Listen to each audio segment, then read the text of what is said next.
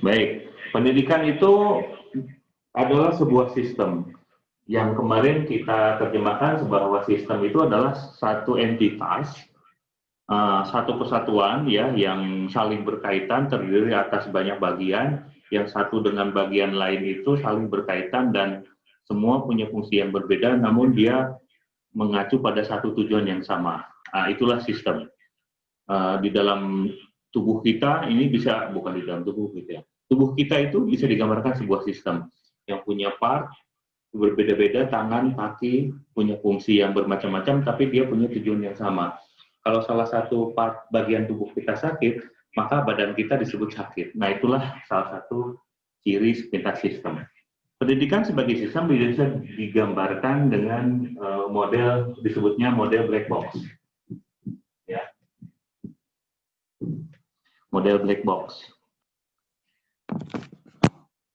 Kotak hitam di pesawat itu untuk menyimpan informasi perjalanan pesawat ya, dari mulai dia di landasan sampai terbang sampai turun lagi, dia tersimpan di dalam kotak hitam itu. Nah, di dalam penjelasan sistem dengan model kotak hitam itu dijelaskannya seperti ini. Ya. Ini ada input, ini ada throughput disebutnya, atau bisa disebut juga dengan bahasa yang lain proses, lalu ada output. Nah, ini biasanya diberi gambar dengan berwarna hitam kotak ini, maka disebut dengan black box. Black box itu adalah begini. Ketika sebuah aktivitas, bagaimana kita menguraikan aktivitas itu, pokoknya seperti itu. Misalnya begini,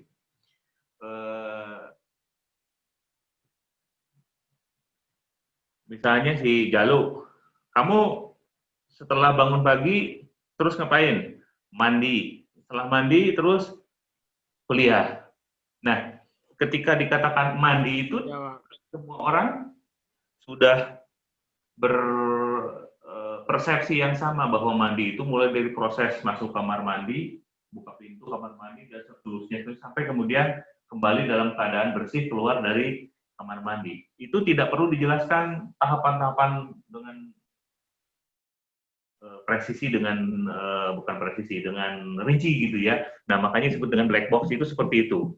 Ya, mengapa disebut dengan sistem black box, model black box? Ini yang disebut dengan black box itu. Nah, kembali ke sistem pendidikan, ya, yang kemarin saya minta saudara mereview Undang-Undang Sistem Pendidikan Nasional. Undang-Undang nomor berapa, Widya? Undang-Undang Nomor 20 Tahun 2003. Nah, 20 tahun 2003. Ini sudah diperbaiki lagi dengan Undang-Undang nomor berapa? Ilma?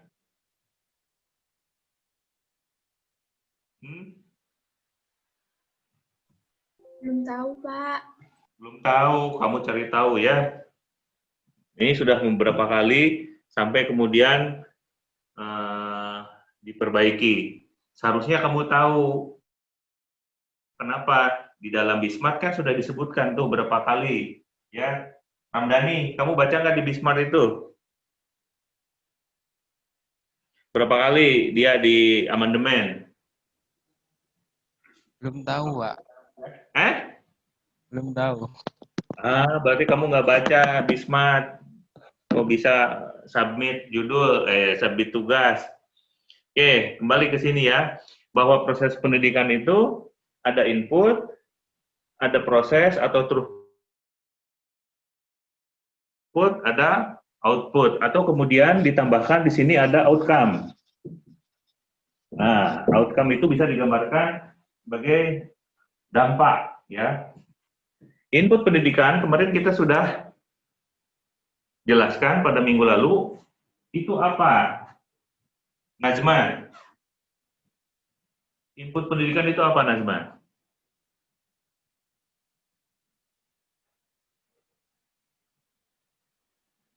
Nyalakan mikrofonnya, Najma. Atau Mustika? Mustika, input pendidikan itu apa, Mustika? Dari tenaga pengajar dan siswanya, Pak. Oh, gitu. Nah, kita berbicara komponen ya. Ada tenaga pengajar, ada apa lagi? Mustika? Ada tenaga pengajar, Siswa, Pak. siswa, apa lagi? Dan juga staf-staf di sekolahan, dan juga tenaga pendidik yang lain. Terus, apa lagi? Gedung, kursi itu masuk? Ya, input, Itu Pak. apa itu? Gedung, kursi, Begini. bangunan, dan juga sekolah. Kemarin kan sudah saya sebutkan, contohnya bikin kue. Kalau misalnya si Nur Aini bikin kue, apakah oven, kompor itu input atau instrumen? Nur Aini, kompor itu instrumen atau input? Instrumen, Pak. Instrumen. Berarti kalau misalnya di sekolah, apakah guru kemudian sarana prasarana itu input atau instrumen? Kalau Instrumen, Pak. guru itu instrumen, Pak. Kalau inputnya cuma siswa. Oke, betul. Jadi inputnya itu hanya siswa, ya. Jadi ketika kita ditanya input pendidikan itu apa? Siswa, jangan nyebut guru, jangan nyebut kurikulum, jangan nyebut sarana prasarana atau yang lainnya. Karena apa? Yang diolah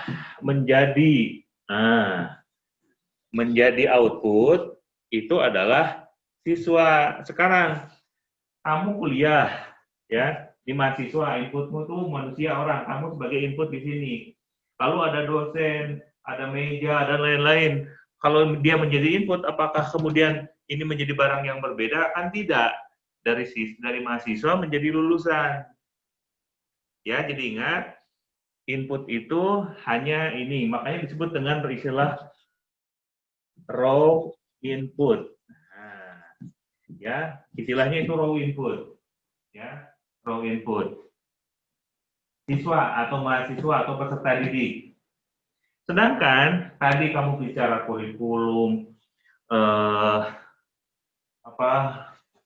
ini ada SDM ya, ada fasilitas, ada keuangan, ada uang ya, biaya atau apalagi sumber daya, fasilitas, keuangan, humas. Itu disebut dengan instrumental input. Nah, kecuali yang ini lingkungan ini ada di sini, environmental input. Nah, dia adanya di sini. Ya. Jadi instrumen, ini lingkungan. Itu. Ini yang kemudian ikut mentransformasi si siswa. Prosesnya apa? Ada proses pembelajaran, ya, di sini proses pelatihan. Mahasiswa masuk dalam proses pembelajaran. Ya, kuliah, praktikum, PPL, ikut kokurikuler atau ekstrakurikuler, ini di sini diproses. Akhirnya barangnya menjadi, si input ini menjadi lulusan. Ya, lulusan. Lalu dampaknya, ini outcome. Nanti setelah ini apa gitu, nanti akan bicara ini. Lalu ada istilah panah yang, ini kebalik panahnya sebenarnya. Dari sini ke sini, itu disebut dengan feedback. Feedback, umpan balik. Nah, ini penggambaran model black box ini seperti ini ya. bahwa sistem pendidikan itu digambarkan dengan proses seperti ini. Ada input, ada proses, ada output, lalu outcome. Sekarang, Margareta, yang diproses di sini itu apa, Margareta? Yang diproses di sini apa? Ilmunya Pak, apa materi? Bukan materi ini. Oh, Ya, yang diproses itu adalah siswa. siswa. Prosesnya dalam bentuk apa kalau di dalam dunia pendidikan, Margareta?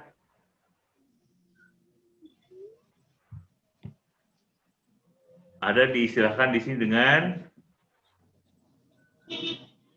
tadi sudah saya sebutkan, proses belajar mengajar. Ya, proses belajar mengajar. Kamu kuliah sekarang itu dalam proses seperti ini yang kita lakukan hari ini sekarang. Kalian duduk di rumah menghadapi laptop, menghadapi komputer, menghadapi HP, bawa buku catatan. Saya di sini menghadap kamera, ada papan tulis, lalu menyampaikan materi. Itu adalah proses belajar mengajar. Besok kamu akan KKN, besok kamu akan praktikum. Itu proses di sini. Nah, kamu masuk di sini, Yogi. Terus kamu ikut diproses di sini dalam proses pendidikan. Jadi lulusan, ya. Kamu mahasiswa setelah lulus, jadi lulusan outputnya. Jadi proses pendidikan itu proses mentransformasi input menjadi output. Kalau inputnya siswa ditransformasi jadi lulusan. Nah, outputnya nanti di sini. Misalnya yang bertakwa, dia bertakwa, cendekia dan mandiri misalnya. Ya, terus apa lagi? Kalian tambah sendiri. Oke, sampai di sini ada pertanyaan. Silakan kalau ada yang ingin bertanya. Pak, izin bertanya. Ya, silakan. Dari output ke input itu apa, Pak? Gimana? Feedbacknya dari output ke input. Oh, gini, feedback itu umpan balik ya. Jadi ketika misalnya gini, ada proses sudah berjalan lalu menghasilkan output. Nah, output itu kemudian harus dikonfirmasi ke input. Apakah output yang dihasilkan itu sesuai dengan yang ditujukan, bukan ditujukan, yang sudah direncanakan sebelumnya atau tidak, maka perlu ada umpan balik. Ya, biasanya kita mengenal ada istilah bentuk-bentuknya umpan balik itu salah satunya di sini ada evaluasi. Ya. Untuk meyakinkan apakah output itu sudah betul-betul jadi output atau baru setengah jadi, maka perlu ada feedback. Umpan balik. Benar apa enggak nih dari sini tujuannya? Atau feed forward disebutnya. Ini panahnya ke sini. Ini belum terjadi, tapi ini sudah membayangkan ke sini. Nah, ini ada proses, kita mengenal ada perencanaan. Kalau ingin membuat seperti ini, maka prosesnya harus seperti apa, maka inputnya seperti apa. Nah, itu feed forward, aktivitas merencanakan. Itu. Oke, ada lagi? Makasih, Pak. Oke, kasih Kodir. Kalau tidak ada, kita lanjutkan ya. Sudah dicatat ini ya? Nanti juga ini Iya, saya Pak, rekam. sudah. Sudah, Pak. Saya tampilkan lagi di. Nggak catat pun nggak apa-apa. Kalian bisa nonton kembali. Nah, itu penjelasan kemarin tugas sistem pendidikan ya. Kita lanjutkan. Kemarin kan kita berbicara tentang definisi administrasi manajemen. Oke, Nur Sabila. Nur Sabila, manajemen itu apa, Nur?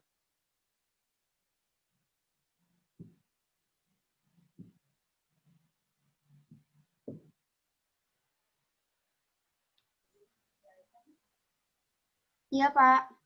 Manajemen itu apa, Nur? Sabila? Manajemen itu proses perencanaan, pengorganisasian, pengelolaan, juga pengawasan. Bukan Agar sesuatu administrasi ataupun organisasi dapat terukur dan secara efektif dilaksanakannya.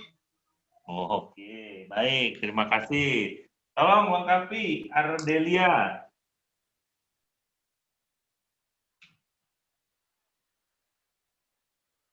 Mana Ardelia? Iya, Pak. Lengkapi. Manajemen itu apa? Manajemen adalah sebuah proses yang menggunakan atau bekerjasama dengan orang lain untuk mencapai sebuah tujuan. Oke, kerjasama untuk mencapai tujuan. Baik.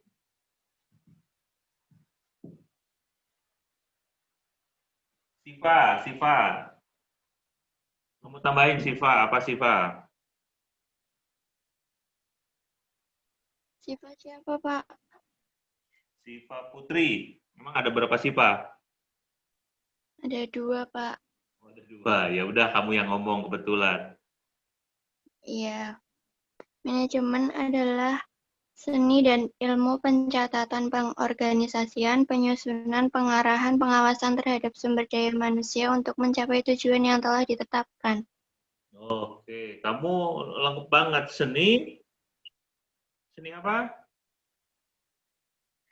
Seni dan ilmu pencatatan, pengorganisasian, penyusunan, pengarahan, pengawasan terhadap sumber daya manusia untuk mencapai tujuan yang telah ditetapkan. Oke, mencapai tujuan ya. Bagus.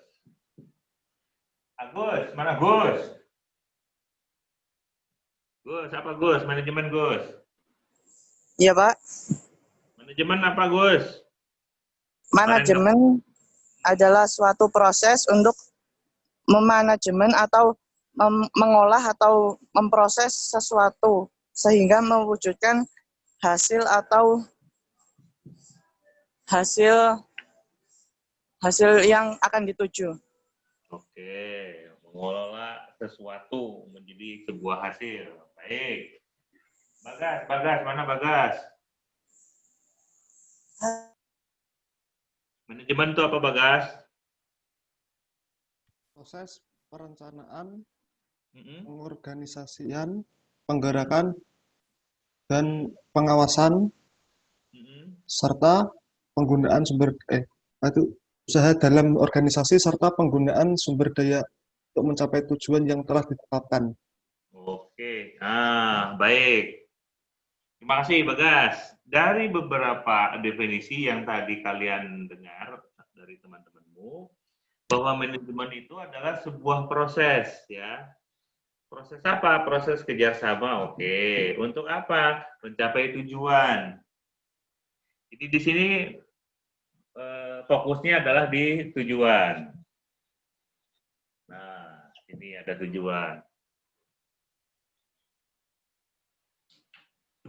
Nah, untuk mencapai tujuan itu,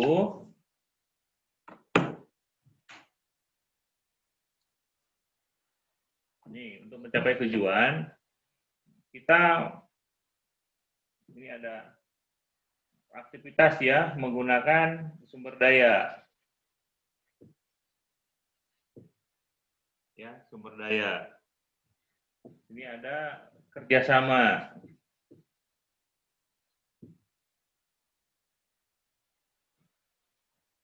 Kemudian ada proses tadi perencanaan, pengorganisasian, menggerakkan, activate, dan mengawasi. Ini sebenarnya kaitannya dengan ini. Supaya apa? Supaya tujuan tercapai secara efektif dan efisien. Jadi kalau saya rangkum di sini, manajemen itu adalah proses merencanakan, mengorganisir, menggerakkan, mengendalikan sumber daya dan kerjasama orang-orang untuk mencapai tujuan secara efektif dan efisien. Itulah manajemen.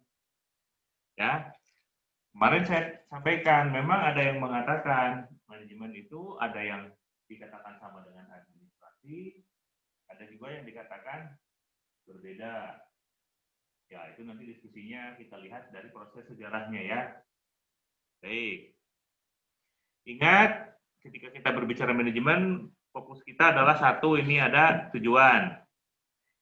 Dua, ada proses kerjasama. Nih. Ya.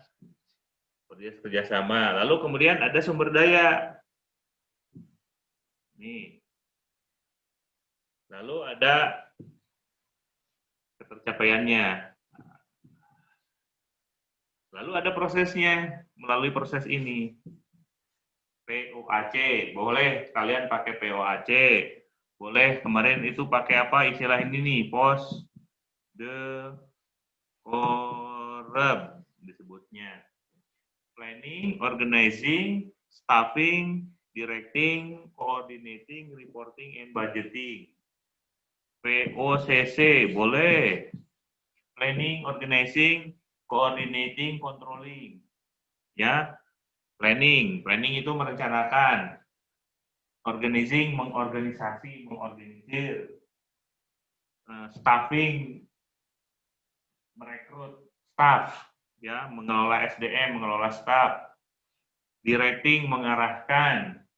Coordinating, mengkoordinasi. Reporting, melaporkan. Budgeting, menganggarkan. Ini planning, organizing, coordinating, controlling. POCC, POAC. Planning, organizing, actuating, mengarahkan, ya, actuate itu controlling. Atau ada juga planning, organizing, leading, controlling. Ya, boleh seperti itu. Itu manajemen. Nah, kalau administrasi, nah, ini proses menetapkan tujuan aktivitas kerjasama dalam menetapkan tujuannya. Ya, jadi yang menentukan tujuan itu adalah administrator. Bagaimana cara mencapainya? Itu pekerjaan si manajer. Itu yang kemarin saya sampaikan. Jadi manajemen itu adalah proses atau aktivitas bagaimana mencapai tujuan.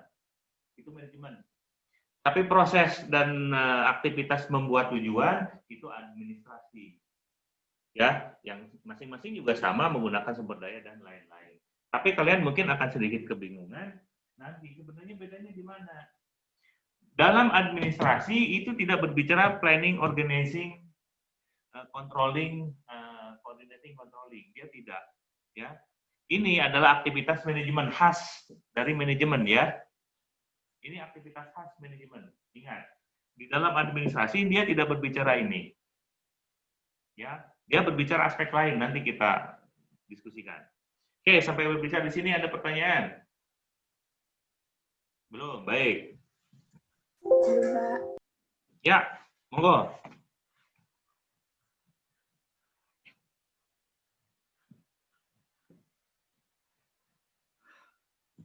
Nah, kalau kita berbicara administrasi, kita lihat sejarahnya dulu ya. Administrasi itu sebenarnya ilmu turunan, bukan turunan juga sih sebenarnya. Oke, pertama kali begini, pendidikan itu adalah aktivitas administrasi itu kemarin saya sampaikan ada yang menerjemahkan pekerjaan clerical work ya.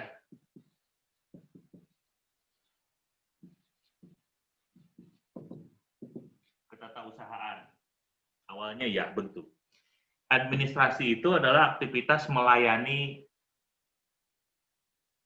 terjemahkan ini administrare.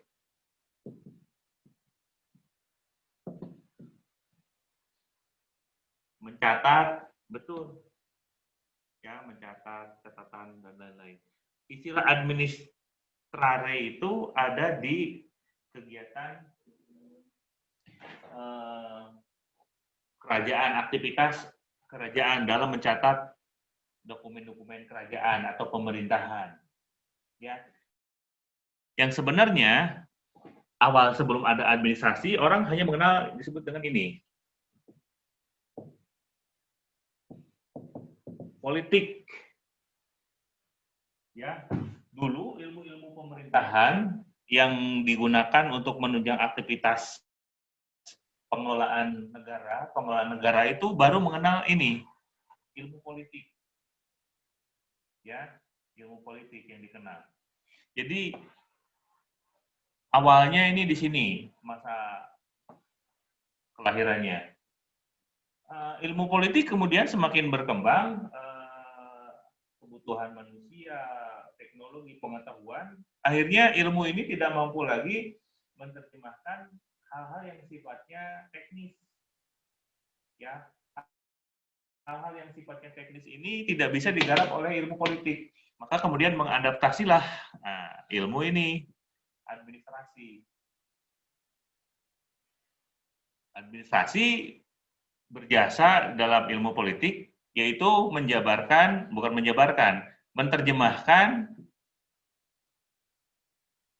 aktivitas politik, aktivitas alokasi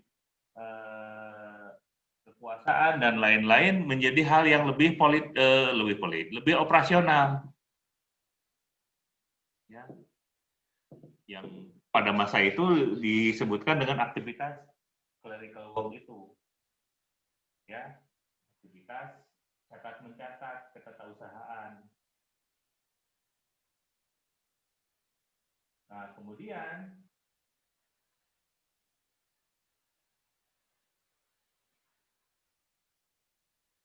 seiring dengan kemajuan dan perkembangan zaman, ternyata ilmu administrasi pun tidak mampu menjawab beberapa aktivitas-aktivitas yang sifatnya operasional.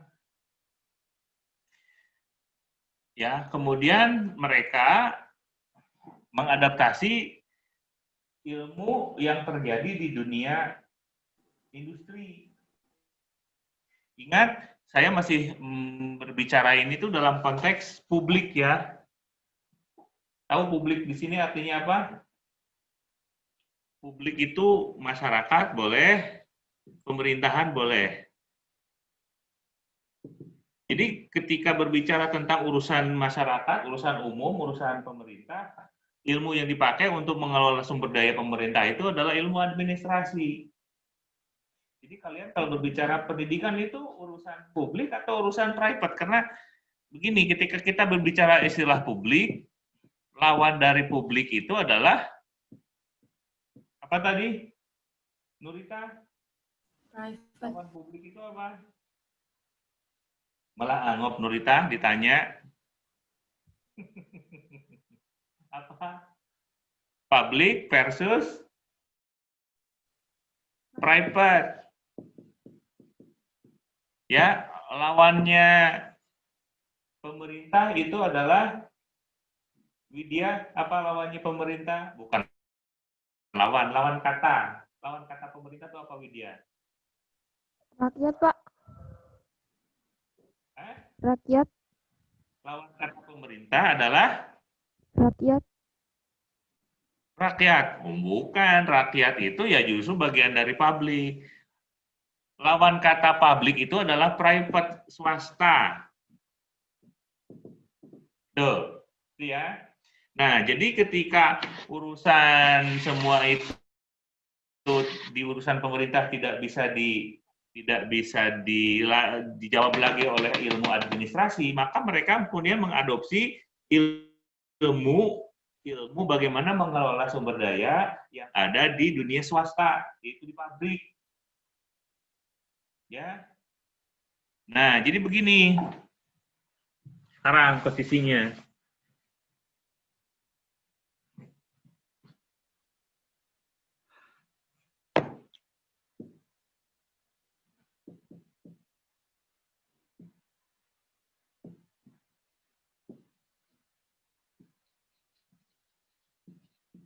Zaman waktu itu swasta dikatakan pabrik ya, industri. Pemerintah mengelola urusan publik, urusan masyarakat, sumber daya dan lain-lainnya itu menggunakan ilmu administrasi. Maka ada istilah administrasi publik. Ya. Administrasi negara itu sama ya, istilahnya administrasi publik dan administrasi negara. Lalu di sini swasta, ilmu yang dipakai untuk menata dan mengelola sumber daya itu bukan ilmu administrasi, tapi ini kalian akan tahu. Ternyata manajemen itu adalah istilah ilmu yang ada di dalam konteks dunia usaha, dunia industri, di sektor swasta. Manajemen itu. Kemudian administrasi adanya di pemerintah, pemerintahan, mengelola negara, mengelola masyarakat, ilmu yang dipakai adalah ilmu administrasi. Sedangkan untuk menata mengelola sumber daya yang ada di dalam dunia usaha, dunia industri, di dunia swasta, private itu adalah ilmu manajemen. Tuh. Nah, ini kemudian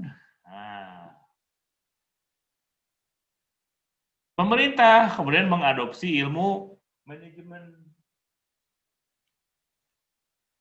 Pergerakan pertama kali ada administrasi itu mengadaptasi ilmu manajemen itu pada era revolusi industri pertama kali.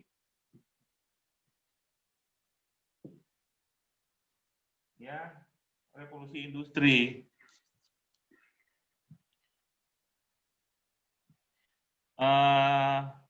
Aisyah, mana Aisyah?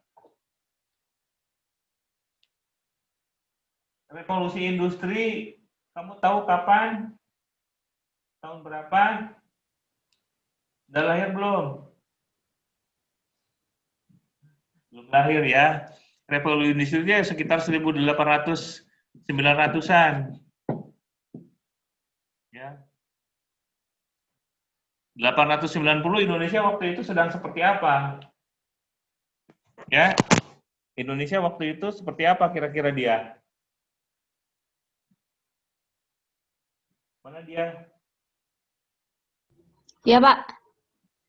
Kamu tahu Indonesia tahun 890-an sedang dalam kondisi seperti apa? Atau kamu udah lahir belum? Belum, Pak. Belum. Bapakmu Iya. belum lahir. Ya. Nah, Indonesia waktu itu sedang seperti apa kondisinya tahun 1890-an?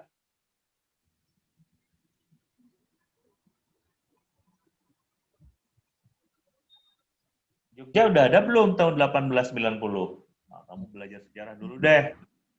1890 itu ini zaman-zaman pemerintahan Hindia Belanda kan?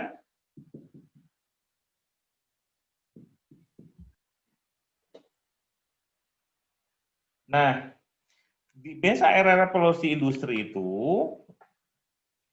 ya masa revolusi industri itu kemudian memunculkan pemikiran-pemikiran bahwa ilmu administrasi itu sudah tidak bisa lagi menjawab tantangan-tantangan yang ada di dunia pemerintah, maka kemudian mengadopsi ilmu manajemen yang ada di industri. Tokohnya yaitu seorang Frederick Winslow Taylor. Dia membawa dengan istilah scientific management. Nah, manajemen ilmiah itu lahir di sini, ya. Jadi ilmu manajemen ilmiah itu sebenarnya keperkawinan antara ilmu administrasi dengan ilmu manajemen waktu itu. Ini di dalam konteks dunia publik ya. Walaupun pada dasarnya manajemen di sini belum ada ilmu yang khusus gitu ya di dunia usaha industri seperti apa. Manage itu managiare ya, managiare.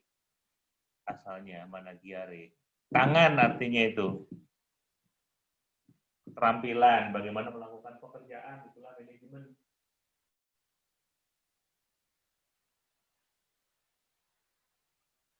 Nah, pada perkembangan berikutnya, scientific management itu, oke, saya sebelum berbicara tentang perkembangan berikutnya. Scientific management itu begini, itu dihasilkan dengan aktivitas riset.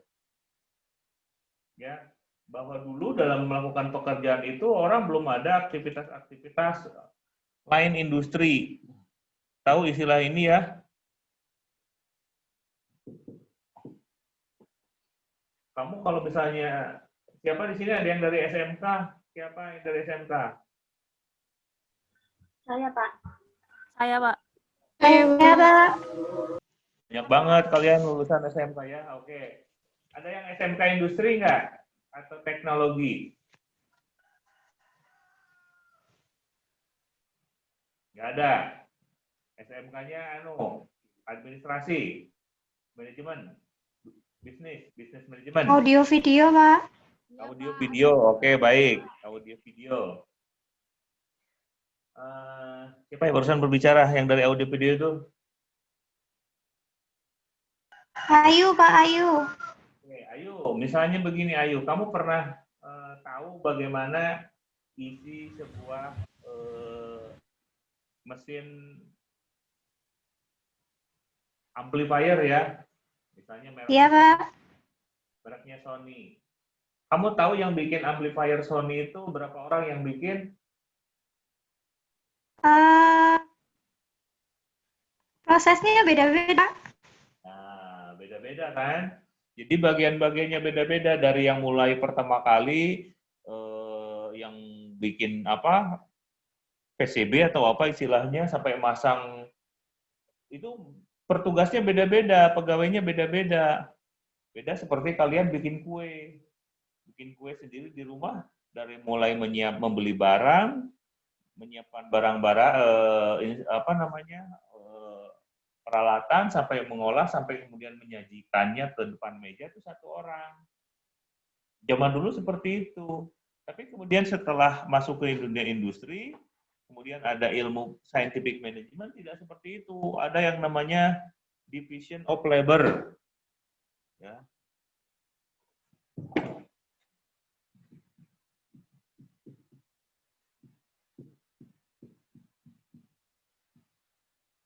Dikelompokkan ya tenaga kerja, bagian maintenance, bagian misalnya welding, tukang las-las, terus bagian pengecatan, bagian itu masing-masing punya divisi-divisi dibagi-bagi pekerjaan seperti itu. Ini adalah karya dari penelitian scientific management, division of labor. Tadi kita contohkan bikin ampli yang masang misalnya bagian depan, lampu panel, sampai kemudian bagian ngecat dan ngepak, orangnya beda-beda. Makanya disebut line industry itu seperti itu. Ya. Kemudian aktivitas itu ditandai dengan, ini salah satu penelitiannya ada yang disebut dengan time and motion studies.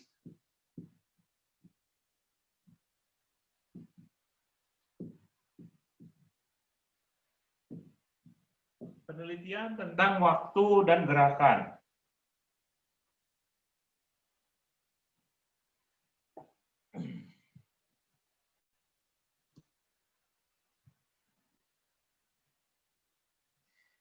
Iswatun roh. Mana Iswa?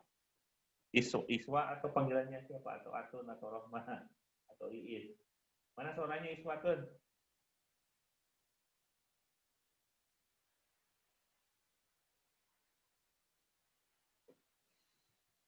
Hofia Latifah, mana Hofia? Iya, Pak.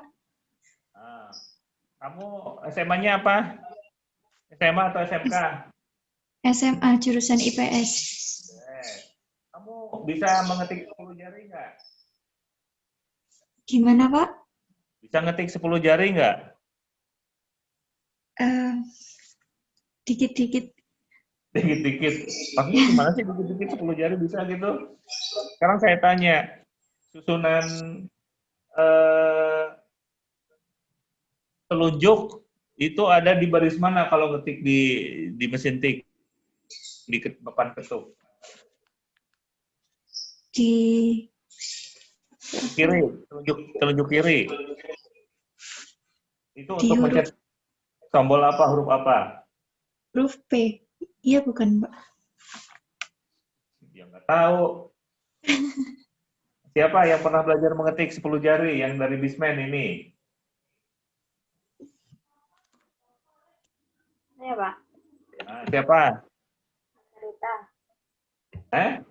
Margarita. Oke, Margareta. Kalau spasi itu ditekan oleh jari mana, Margaret? Pakai jempol, Pak. Pakai jempol. Jempol kaki apa jempol Jempol tangan, tangan? Pak. Kemudian kalau backspace pakai apa? Pakai kelingking. Linking. Nah, jadi ada ilmunya ya. Contoh kecil dalam kegiatan aktivitas, mengetik saja, ini salah satunya adalah sumbangan dari Time and Motion Studies. Gitu ya. Jadi mengetik, saya masih ingat dulu belajar mengetik itu salah kata jaklas. Oh, terus kita pakai ini semua, pakai jari. Jadi 10 jari. Jadi sekarang seperti mesin. Ya, ngetik itu saya bisa sambil ngobrol, sambil lihat karak ini, lihat sambil membaca. Tapi nggak perlu melihat papan ketiknya. Kalian yang nggak belajar itu, yang ngetiknya pakai jarinya sebelah jari, begini.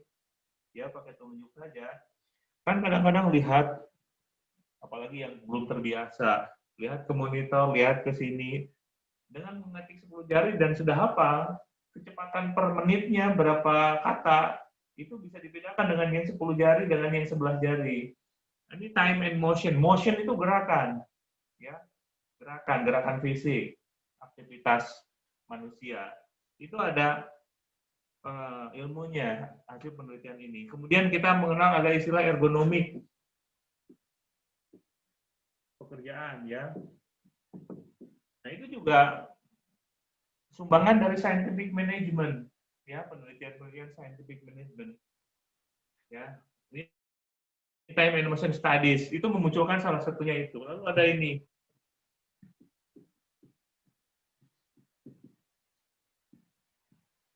Nah, span of control. Harus ada kendali, rentang kendali.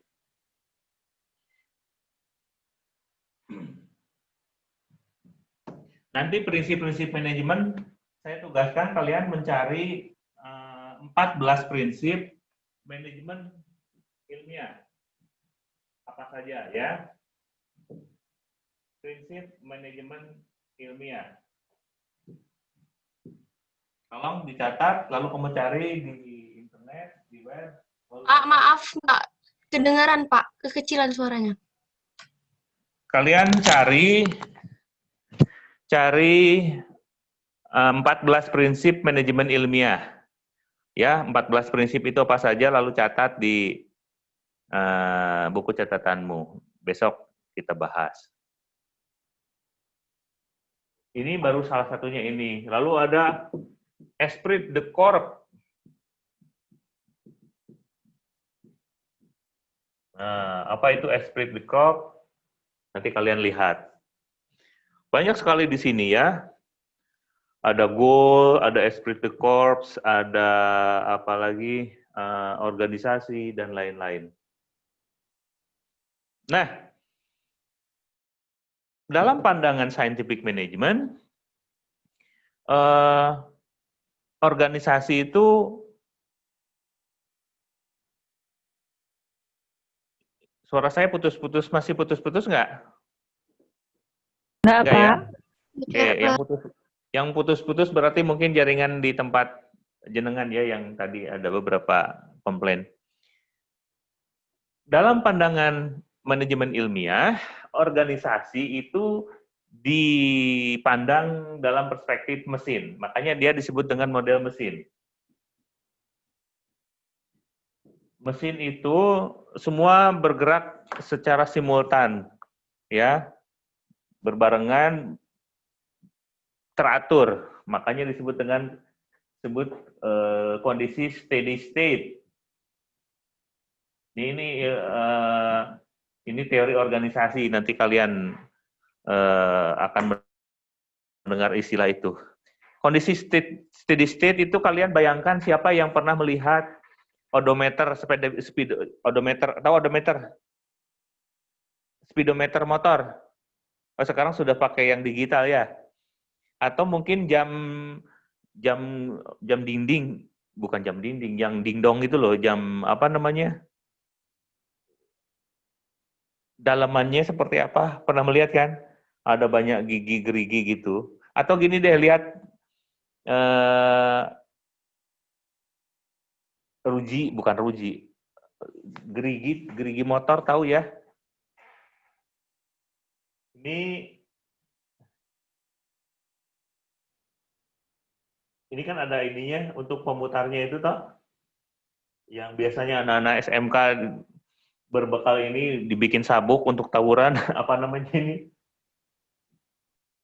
Ini kan ada rantainya toh. Lubang ini tuh sudah teratur sedemikian rupa masuk ke gerigi-gerigi ini, ke gear ini. Mesin kan begitu, teratur gitu. Ya. Nah, organisasi pun diibaratkan seperti itu, makanya ada istilah teori birokrasi, ya. Ada istilah steady state, ada homeostat, dan lain-lain. Nah, ini istilah-istilah ini akan kalian dapatkan dalam teori organisasi. Tapi sementara saya kenalkan sepintas saja.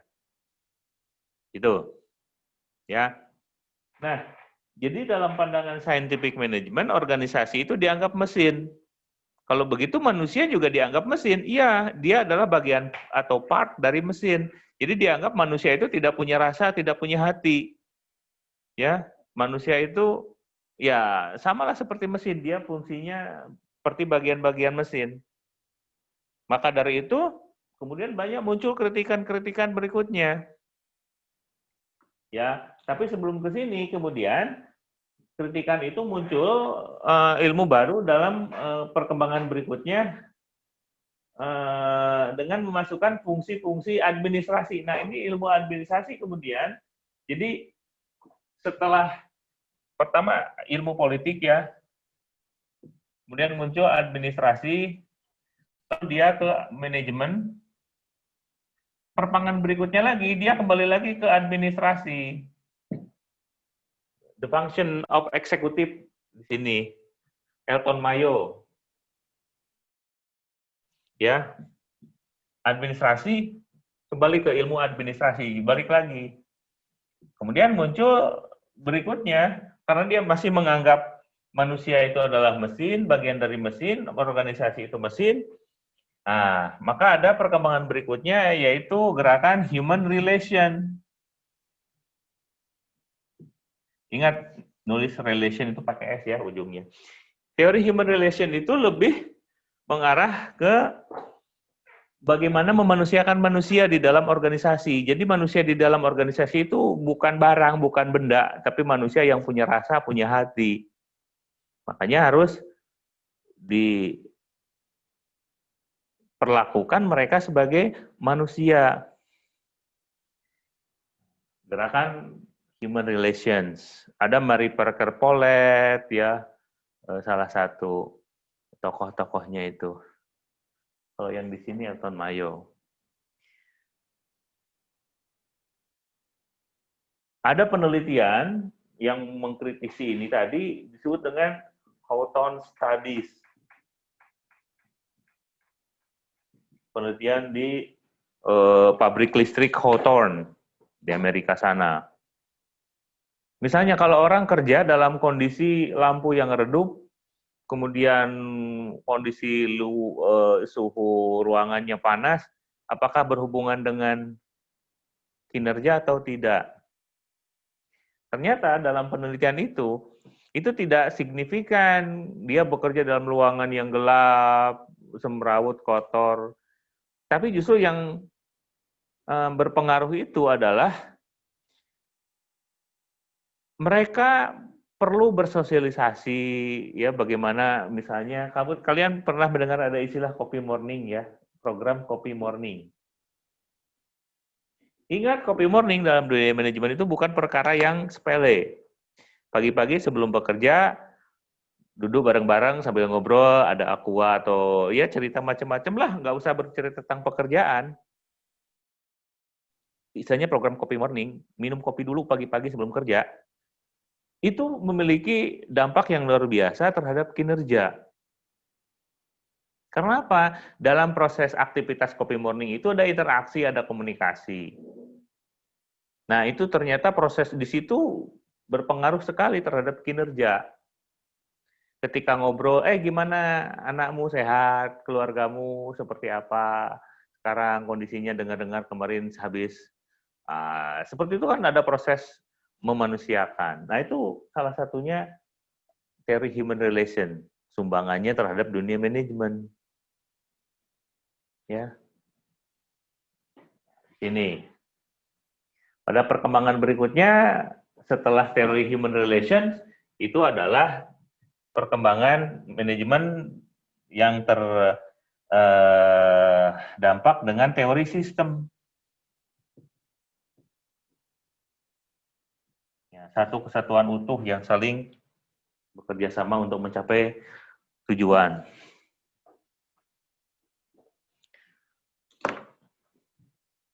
Teori sistem kemudian menginfiltrasi praktek manajemen gitu.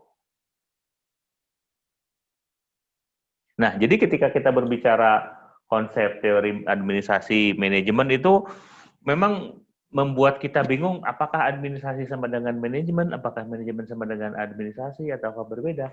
Nah, seperti itulah penjelasannya. Jadi awal kelahirannya itu dari politik lalu turun administrasi, lalu kemudian mengadopsi ilmu manajemen. Intinya, manajemen dengan administrasi itu tempat kelahirannya berbeda. Ya, ingat, catat itu. Administrasi itu ada di bidang pemerintahan, manajemen ada di dunia usaha. Nah, kalau begitu saya bertanya pada Widya.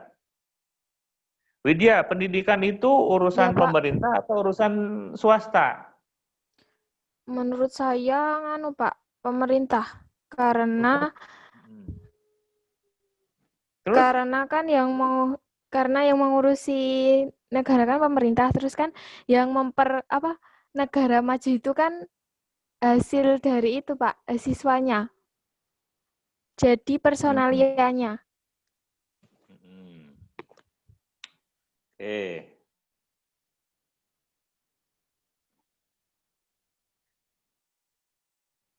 Siti Kholilah. Mana Siti Kholilah? Ya, Pak. Pendidikan itu urusan pemerintah atau urusan swasta?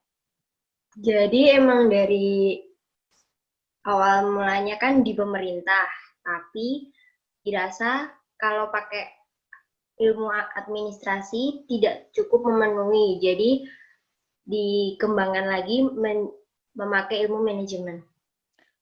Enggak, maksud saya pendidikan itu urusannya pemerintah atau urusannya swasta? Pemerintah, Pak. Pemerintah. Karena apa? Pendidikan itu merupakan salah satu Hajat negara. Bukan hajat negara, hak asasi toh? Hak dasar. Ya, ingat pendidikan itu merupakan hak dasar yang harus dipenuhi oleh pemerintah terhadap warganya. Jadi kalau ada masyarakat yang tidak mendapat pelayanan pendidikan, pemerintah bisa dituntut. Karena apa? Ini hak asasi manusia, hak dasar yang harus dimiliki, dipenuhi, didapatkan oleh masyarakat, warga masyarakat suatu negara, dimanapun. Ini sudah menjadi konvensi nasional, konvensi internasional. Pendidikan itu adalah urusan pemerintah dan menjadi hak dasar yang harus didapatkan oleh warganya. Gitu ya. Tapi mengapa kemudian ilmunya sekarang di kita menjadi manajemen, bukan administrasi? Ada yang bisa menjawab, Nur Aini? Mengapa kok nama kita jadi manajemen pendidikan, bukan administrasi pendidikan kalau begitu? Kamu bisa menjawab nggak, Nur Aini?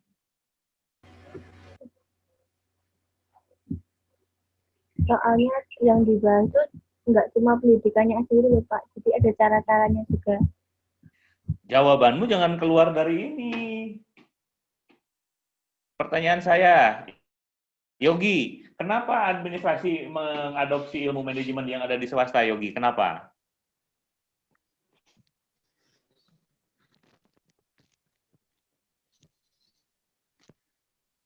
Belum tahu, Pak. Kamu gue nggak tahu, melamun aja. Zulfa, mana Zulfa? Pak. Kenapa ilmu administrasi mengadopsi ilmu manajemen, Zulfa?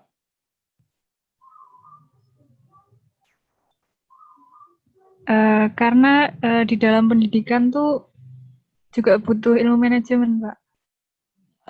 Begini, ilmu administrasi sudah tidak mampu lagi menjawab tantangan-tantangan yang terjadi di dalam dunia pendidikan. Karena apa? Sekarang kan konteksnya banyak berubah. Ya, ilmu mengelola sumber daya administrasi sudah tidak mampu dengan kompleksitas seperti sekarang. Yang mampu itu sekarang ilmu manajemen. Administrasi itu, oke, kalau gitu kita bicara administrasi baik kalau begitu ya.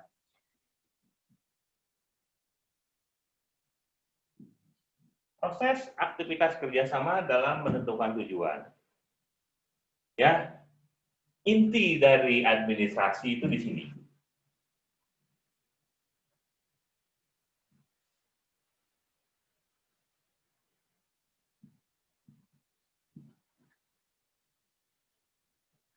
DM, bukan direct messenger ya.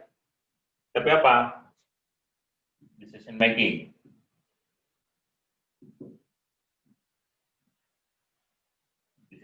Decision making itu apa? Pengambilan keputusan. Pengambilan keputusan atau pembuatan keputusan. Kemudian di atasnya ada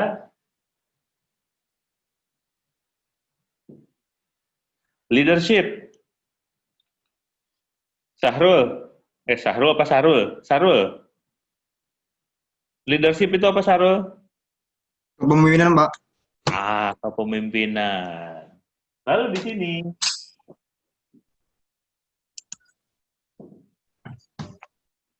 communication.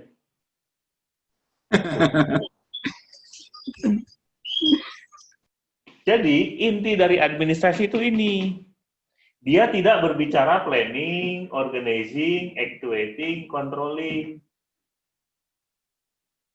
Dia tidak bicara itu, tapi ngomong ini. Ini terjadi di dalam organisasi. Padahal untuk decision making, leadership, communication, itu ada sumber daya. Nah, ini semua tidak bisa menata mengelola sumber daya. Yang bisa siapa? Ini.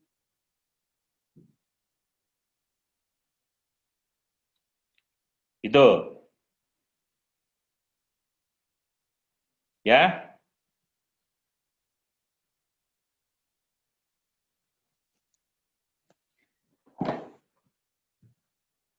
Makanya di sini perkawinan antara administrasi, manajemen tuh di sini.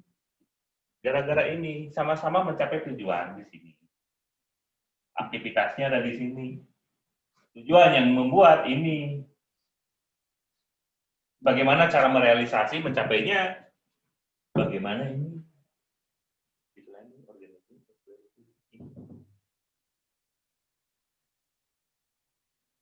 Gitu ya. Oke. Ya, Pak. Ada pertanyaan? Silakan.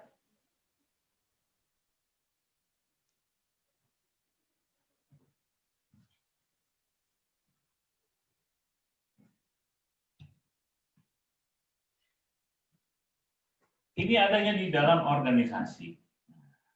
Ini juga sama ya. Sekarang kita akan ringkas.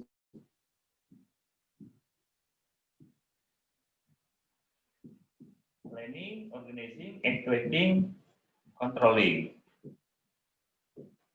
Nah, kita berbicara sekarang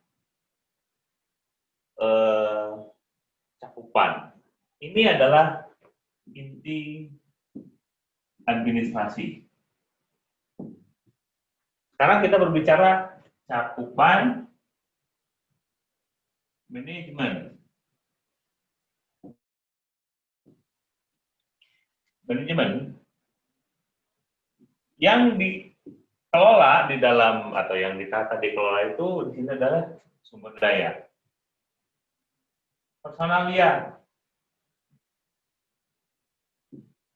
atau SDM. Oh, maaf, jangan ini dulu. Kalau dalam manajemen pendidikan, ini ada peserta didik. Peserta didik itu bisa murid, ya, mahasiswa, peserta pelatihan. Ini peserta didik disebutnya. Lalu ada SDM. Lalu ada sarana prasarana atau fasilitas, ya. Lalu ada biaya. Lalu ada apa lagi?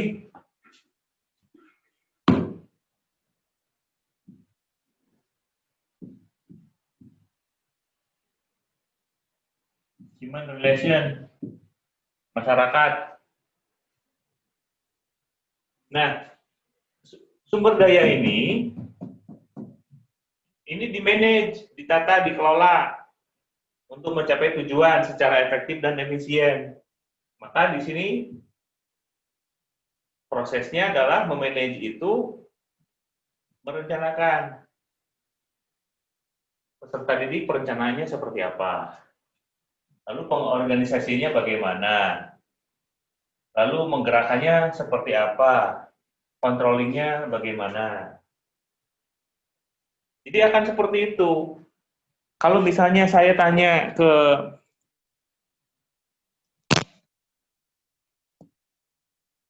Sevia, mana Sevia? Sevia, mana Sevia? Saya, Pak. Oke, Sevia. Manajemen sumber daya manusia itu kamu terjemahkan aktivitasnya seperti apa? Kegiatan sehari-harinya, Pak. Ya. Apa? Dari kayak misalnya dari bangun tidur, terus nanti sumber daya manusia lembaga, bukan kamu mau bangun tidur. Ini aja, lihat ke situ. Manajemen sumber daya manusia adalah proses merencanakan sumber daya manusia, mengorganisir, SDM, kemudian menggerakkan dan mengawasi. Kalau manajemen sarana prasarana, Ririn, gimana Rin?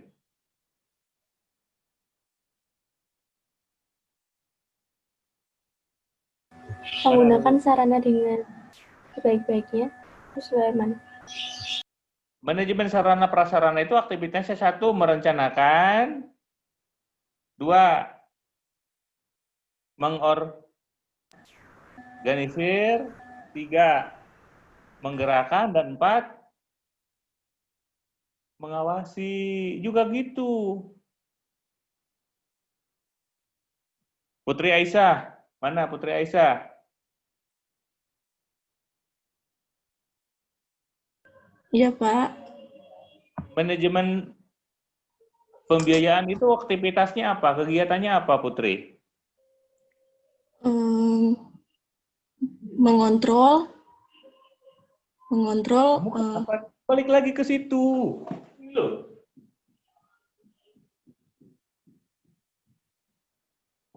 Aktivitasnya 1, mengontrol. Oh, dari bawah, dari atas. Oh. Merencanakan. Merencanakan biaya, 2. Mengorganisir. 3. Menggerakkan dan mengontrol. Nah, begitu human relation pun akan sama. Ya, Depa. Manajemen human relation itu aktivitasnya apa, Depa? Yang kayak tadi, Pak. Manajemen human relation adalah aktivitas merencanakan. Nah, ngobrol Iya, Pak, ini. Nazma, mana Nazma? Iya, Pak. Kalau human relation itu aktivitas manajemennya apa, Nazma? Merencanakan. Merencanakan apa? Human relation. Mengorganisir, terus? Menggerakkan. Dan? Actuating. Terus? Controlling. Oke. Mengontrol. Sekarang saya bertanya hal yang lain. Hanifah, mana Hanifah? Saya, Pak. Oke, Hanifah. Kalau kamu besok akan menjadi event organizer acara seminar, coba manajemen event organizer itu, manajemen seminar itu apa? Berarti merencanakan seminarnya, terus mengorganisir seminarnya, menggerakkan panitia-panitianya, dan mengawasi jalannya acara. Kalau enggak sama-sama, mengawasi jalannya acara sama progresnya.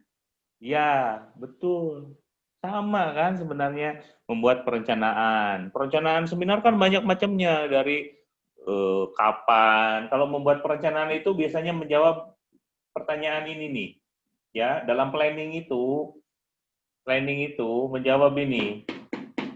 Tahu rencana itu apa? Ahmad Maulana? Mana Ahmad Maulana? Halo, Pak. Ya, merencanakan rencana itu apa, Maulana? Hal yang dilakukan untuk mencapai suatu tujuan. Merencanakan, rencana itu akan, sesuatu yang akan dalam membuat perencanaan itu menjawab 5W1H. Kamu sudah tahu istilah ini belum?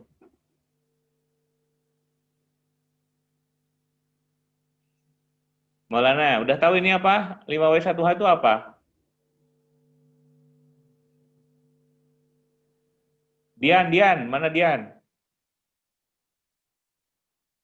5W1H itu apa, Dian? Saya, Pak. Ya, saya, 5W1H Dian apa? Dian atau Dian atau dia, Pak? Kamu ngomong siapa? Dian. Ya udah, kamu aja. 5W1H itu apa, Dian? Who siapa, what apa, why kenapa, where di mana, dan when kapan, dan how bagaimana. Betul. Tapi kita berangkat dari ini dulu ya. What? Membuat rencana itu kamu harus bisa menjawab what? Apa yang akan kita rencanakan? Oh, mau seminar. Why? Mengapa melakukan seminar? Begini. Nah, ini berbicara latar belakangnya. Terus, where? Di mana seminarnya? Nanti kita akan merencanakan seminar itu di Hotel Anu atau di kapan? Ya.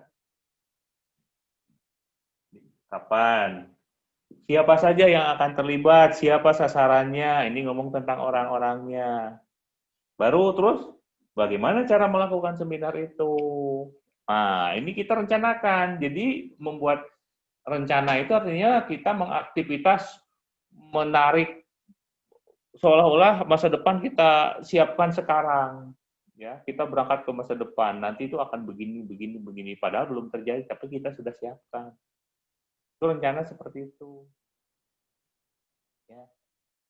Nah, proses ini semua perlu administrasi. Ini kan manajemen. Kok bisa perlu administrasi? Manajemen itu perlu administrasi. Coba sambungkan. Amanda, mana Amanda? Mengapa di sini perlu sentuhan administrasi?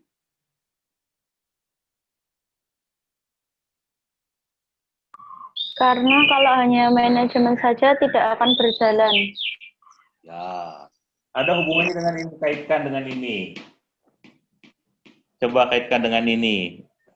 Saya. Nah, coba kaitkan dengan ini. Mengapa perlu ada administrasi di sini? Ini aktivitas manajemen ini.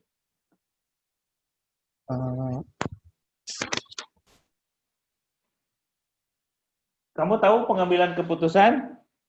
Tahu. Keputusan tahu? Tahu, Pak. Kamu pernah diputuskan nggak? Pernah. Keputusan itu apa, Bagas? Dan itu suatu hasil yang telah disepakati. Oke, sekarang saya tanya sesuatu yang disepakati. Hari ini kamu sudah membuat berapa keputusan, Bagas? Mbak. Enggak tuh. Hari ini kalau bisa kuliah kamu jangan bisa terganggu orang ya, cari ruangan yang sendiri. Hari ini kamu sudah membuat berapa keputusan sampai dengan jam 12.36, Bagas?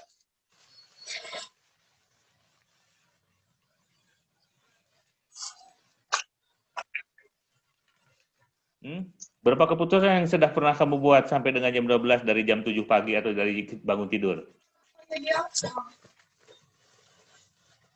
Enggak, Pak. Enggak. Kamu belum pernah membuat keputusan dari bangun pagi sampai sekarang? Oke, Nia mana Nia? Saya, Pak. Dari bangun pagi sampai jam 12.37, berapa keputusan yang sudah kamu buat?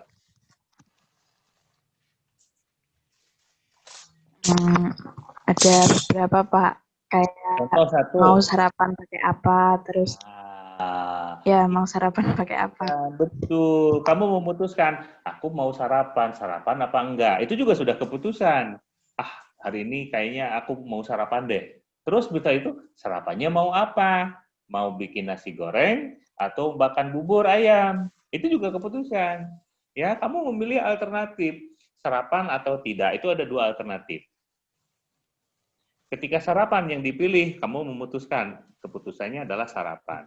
Sekarang sarapannya apa? Nasi goreng, bubur ayam, lontong opor, atau sarapan angin? Nah, itu alternatif, kamu pilih. Misalkan lagi.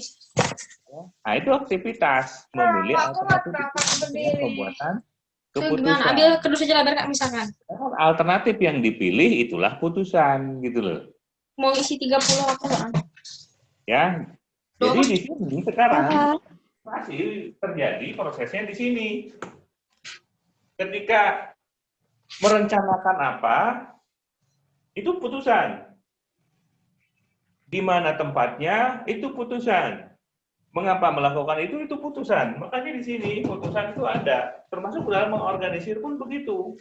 Siapa yang akan dilibatkan, apa tugasnya, itu keputusan. Di situ, itu kunci tuh. Gerakan pun begitu, memotivasi orang, memberi pengarahan.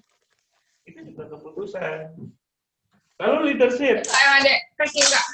Siapa yang merencanakan, siapa yang mengorganisir, siapa yang menggerakkan, siapa yang mengontrol dalam proses manajemen, itu adalah leader. Ya, lead di depan. Lead orang yang mengarahkan bisa. Pemimpin pemimpin itu adalah orang yang mempengaruhi orang lain untuk mencapai tujuan. Ya. Kamu bisa mempengaruhi orang lain untuk melakukan suatu aktivitas tertentu, berarti kamu sedang memberikan pengaruh, sedang memimpin orang itu.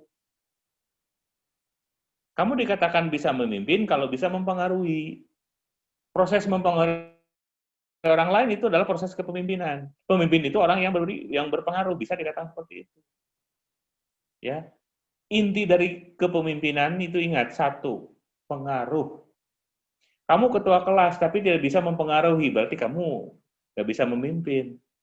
Kamu bukan ketua kelas tapi bisa mempengaruhi semua orang di kelas, berarti kamu pemimpin. Ya, pemimpin itu adalah pemimpin yang informal atau yang formal.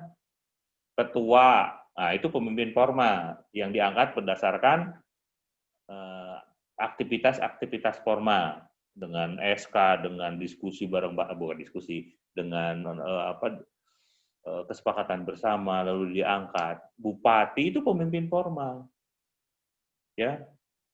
Tapi ada pemimpin masyarakat yang tidak punya SK, tidak dapat gaji, tapi dia bisa mampu menggerakkan orang-orang yang ada di sekitarnya. Tokoh masyarakat itu tanpa diangkat oleh gubernur, oleh bupati, oleh wali kota, oleh presiden, tapi dia bisa menggerakkan orang-orang. Karena apa? Dia punya pengaruh.